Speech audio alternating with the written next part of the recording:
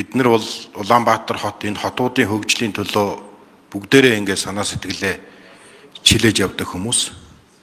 Хэдхэн хоногийн өмнө хууль тогтоомжийн тухай хуулийг бол баталсан. Улсын хурлаар хилцүүлэгдэж байгаа хуулиуд бол хүний эрх, хувийн өмчийн асуудалд бол маш болгоомжтой байх. Хуулийг хилцүүлэхдээ бол иргэд олон нийтээс ингээд санал авнаа гэж байгаа. Энэ хууль дээр бол би зарчмын нэг 4 асуудал дээр саналын зөрүүтэй байгаамаа. Нямбатар дарга. Нэгдүгээрт энэ яаралтай гормоор оруулж ирсэн. Энэ хуулийн цаана газрын эзэн, өмчийн эзэн, үл хөдлөхийн эзэн гэд өмч хариуцж байгаа хүмүүсийн өмчийн эзэнтэй тохиролцохгүй бол яах вэ гэдэг үндсэн хуулийн зүйл заалтыг бол зөрчиж байгаамаа. Энэ асуудал. Тэгээ ингээ хүний өмчтэй холбоотой, хувийн өмчтэй холбоотой асуудлыг яагаад ингээд яаралтай гормоор өргөн барьж байгаа юм болоо?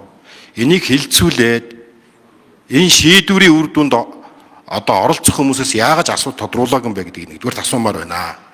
Хоёрдугаарт нь бол нэг сан байгуулах юм байна. Сангийн орлого яаж бүрдэх вэ гэхээр Улаанбаатар хот барилга орон сууц бариад борлуулах юм байна. Дахиад хувийн хвшлийн асуудлыг хөндөж байна. Орон сууцны менежментийг, орон сууц барихыг Улаанбаатар хотод Монгол улсад хувийн хвшлүүд хийх боломж байна. Тэр боломжийг бид нар гаргаж өгөх байтал ингээд дахин төлөвлөлт нэрийн дор хот өөрөө орон сууц барих гээд байгаа мó гэдэг ийм асуудал байна. Гурав дахь асуудал нийтийн тээврийг дэмжих сангийн хүрээнд татвар төлөгчдийн мөнгөөр яагаад таксийн дэмжлэг үзүүлэх гээд байгаа юм бэ?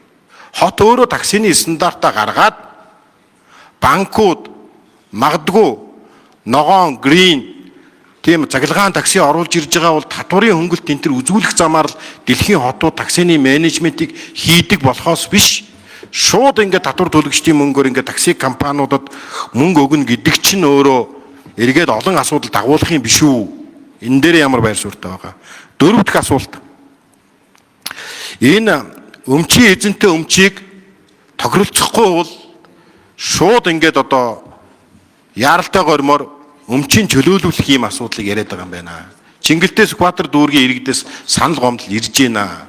Та энэ амралтын өдрүүдэд энэ хүмүүстэй уулзаж ярилцах боломж байгаа мó?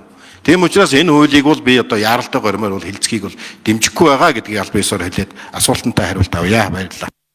Баатаргүй гүшүү энэ дээр ер нь танд өргөн барьсан энэ хуулийн төсөл дээр ямар нэгэн тийм албатан чөлөөлөх хүний өмчийн эрхэнд халдах тухай огт зохицуулт ерөөсөө байхгүй байгаа.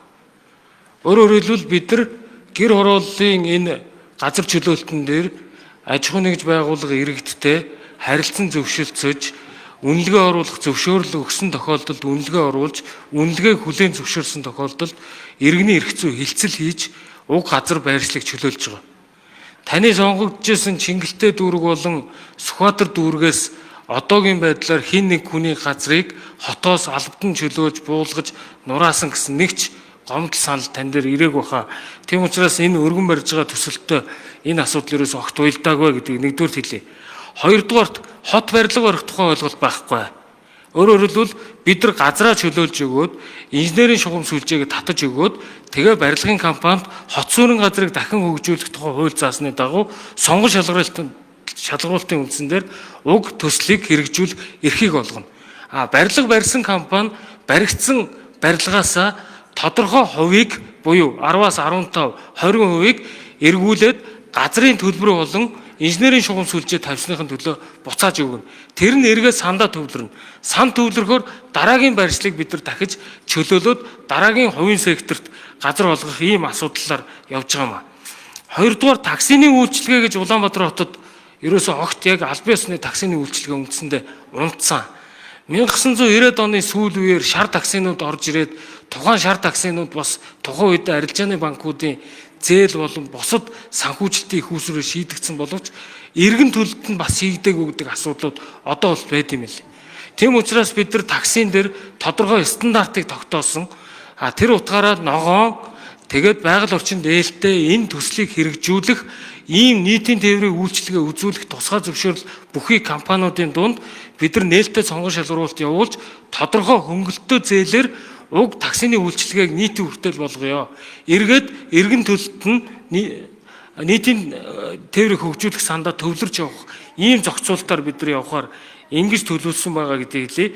За эцэст нь хэлэхэд Чингэлтэй дүүрэг, Сүхбаатар дүүргийн одоогийн чөлөөлөгдөд байгаа 2000 гаруй иргэн аж ахуйн нэгжийн газраас гадна одоо чөлөөлөгддөг байгаа 198 аж ахуйн нэгж байгууллагуудын төлөөлөлтөд бид нар уулзалтууд хийсэн. Бид нар заавал газрын чинь чөлөөлөх шаардлагагүй. Бидний төлөвлөлтөнд нийцүүлээд орон сууц үйлчлэгээний төвөө бариа гэдэг ийм саналуудыг тавьсан. Ирсэн уулзалтанд оролцсон аж ахуйн нэгжүүдийн 50% нь дэмжсэн. Зарим газардаа бид нар байршлыг нь сольж хэмжээг нь нэмж өгөх байдлаар энэ одоо Сэлб хотын бүтээн байгуулалтын ажлыг хэсэгдсэн ерөнхий. За дөнгөж өнөөдөр Чингэлтэй дүүргийн яг энэ дахин төлөвлөлтийн тойрогт хамрагдж байгаа өрхүүдийн төлөөлөл бол уулзсан. Энэ хууль анханасаа батлагдахдаа хууль тогтоомжийн тухай хуулийг зөрчиөд яралтай гормоор баталсан байлээ. 10 айлын 3-4 айл нь үн тохирохгүй шууд чөлөөлөд явах ийм хууль эрх зүйн боломжийг олгочихсон. Одоо энэ дээр ингээд нэг сан байгуулж байна. Тэгээд татвар төлөгчдийн мөнгөөр такси үйлчилгээг дэмжинэ гэдэг байгаа. Эргээд энэ нэг эдийн засгийн хувьд нэг хувийн хвшлийг ингээд төр бүх юмыг ингээд чиглүүлэх гэсэн арга барилын хувьд бараа буруу юм биш үү гэж би бодоод байна л да. Тэгээ энэ асуудлыг ингээд нэлээд сайн хилцэж байгаа ярьсан зөв гэж бодож байгаа. Тийм учраас би энэ асуудлыг дэмжихгүй гэдгээ хэлье. Хоёрдугаарт зөвхөн тэр үл хөдлөхийг үнэлээд байна. Тэнд одоо жишээлх юм бол авт засвар ажилуулж байгаа хүн бол одоо жил болго Баатаргүй гүшүүн бид нар тухайн нэгж талбарын хөрөнгийг үнэлэхдээ Азийн хөгжлийн банкны барьдаг жишг одоо тэр журмын дагуу хөрөнгийг бүрэн орлуулах үнэлэх аргаар үнэлж байгаа гэдгийг танд хэлье. Дунджаар 300 м2 газартай 6-4 харьцаатай байшинтай айлын газрыг 170-аас 180 сая төгрөгөөр үнэлж авч байгаа. Өөрөөр хэлбэл тань дээр болон бусад их хурлын одоо өргөдөл гомдлын албанд манай газрыг хотын захиргаанаас хүчээр албадаж буулгасан, нураасан, чөлөөсөн гэсэн нэгч гомдол энэ жил гарны хугацаанд ирээгүй. Тийм учраас дандаа бид нар хилцэл хийх аргаар уг асуудалд хандж байгаа гэдгийг хэлье. Дээр нь аж ахуй айл өрхүүд тэндээ амны орон сууц хэлбэрээр амьдрах сонирхолтой тохиолдолд бид нар байршлыг нь сольж байгаа газрын хэмжээг нэмэгдүүлж олгож байгаа гэдгийг хэлье. Сэлб хотыг дотроо ерөнхий улсрлын болон сургуулийн өмнөх боловсрол олгодог цэцэрлэгийн хүртээмжийг хангалттай байдлаар төлөвлөж байгаа. Дээр нь нэмээд бид нар холимог орон сууцны хороолол үүсгүүднээс хөтөлбөртэй сургууль 2-оос 3-ыг гаргая гэд одоо Улаанбаатар хотод үйл ажиллагаагаа болж байгаа хувийн ерөнхий улсрлын сургуулиудтай хэд хэд удаагийн уулзалтууд хийсэн. Зарим сургуулиуд нь бидэнд газрын асуудал дэд үтсийг шийдэж өгсөн тохиолдолд бид нар сургууль барихад бэлэн байна гэдгийг илэрхийлээд байгаа. За, ийм учраас бид нар энэ боловсрол гэдэг зүйл хамгийн чухал учраас Сингапурын хөтөлбөртэй сургууль, за энэ 13 дугаар хороолд байгаа техникийн одоо шинжилгээ ухааны мэдэгдэхүүн олгодог ерөнхий улсрлын сургууль, за мөн их засаг олон улсын их сургууль зэрэг хэд хэдэн хувийн одоо дунд сургуулиудтай бид нар ихний уулзалтууд хийсэн. Одоо дараагийн бусад хувийн сургуулиудтай уулзалтууд хийн бид нар тодорхой байршлуудыг санал болгож хөтөлбөртэй болон ерөнхий улсрлын сургуулиудыг олноор байгуулахаар ингээд төлөвлөж байгаа гэдгийг хэлье. За таксин дээр таны яг хэлж байгаа асуудлыг л бид нар шийдэх гээд байгаа. Өнөөдөр Улаанбаатар хотод яг албан ёсны таксины үйлчилгээтэй, таксины симпортой, такси метртэй ийм үйлчилгээ үзүүлдэг байгууллага бараг байхгүй байгаа.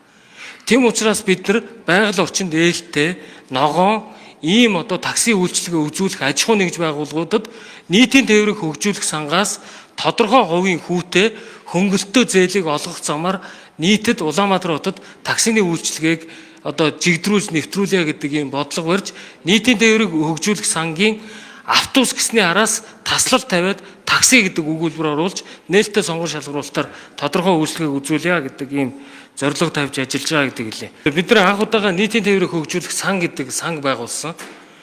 2009 онд засгийн газраас 400 автобус нийтийн тээврийн парк шинжилгээг хийж өгөөд харамсалтай нь энэ 400 автобусыг төр хувийн хвшлийн аж ахуйн нэгж байгууллагуудад шинээр нь нийлүүлсэн боловч эргэн төлөлт огт хийгдэхгүй байсан.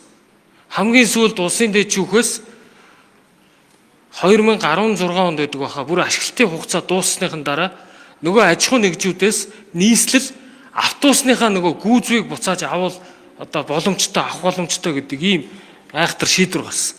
За ингээд бид нар нийтийн тээврийг хөгжүүлэх санг эргэж байгуулад өмнөх тэр 400 автобусны эргэн төлөлт сүүлд авсан саарл автобуснууд, улаан автобуснуудын эргэн төлөлтийг бид нар 7 жилийн хугацаатай жилийн бас тодорхой хувийн хүүтэйгээр нийтийн тээврийг хөгжүүлэх санг бүрдүүлээд явж байгаа. За ингээд нийтийн тээврийн зөвхөн нэг төрөл дээр бид нар одоо илүү анхаарахаас илүүтэй цаашид нийслэлийн нийтийн тээврийн нэг төрөл хэлбэр болох таксины үйлчилгээг стандартын дагуу Монгол улсад нэвтрүүлье. Энэ утгаараа нийтийн тээврийг хөгжүүлэх сангаас такси үйлчилгээ эрхлэх тусгай зөвшөөрөл бүхий аж ахуй нэгж байгууллагуудад тодорхой хүүтэй, тодорхой нөхцөлтөөр одоо нийтийн тээврийг хөгжүүлэх сангаас таксины үйлчилгээ үзүүлэхэд дэмжлэг үзүүлдэг ийм хэлбэрлүү шилжээ гэж байгаа. Өнөөдөр манай улсад таксины тусгай зөвшөөрөлтөй 2 аж ахуй нэгж байгаа. За үүнээс гадна Uber-тэй төстэй бас ийм аппликейшн суурилсан үйлчилгээнүүд байгаа. Бусад дэлхийн жишг хотуудад байдаг таксины үйлчилгээний одоо тэр төрөл хэлбэрийг нэвтрүүлэхийн тулд нийтийн тээврийг хөгжүүлэх санг заасан журмын дагуу бид нар таксины үйлчилгээ эрхлэгчдэд дэмжлэг үзүүлэх хүүтэй эргэн төлөлтөй ийм зээл болох механизмыг бий болгоё л гэдэг энэ агуулгаар орж ирж байгаа.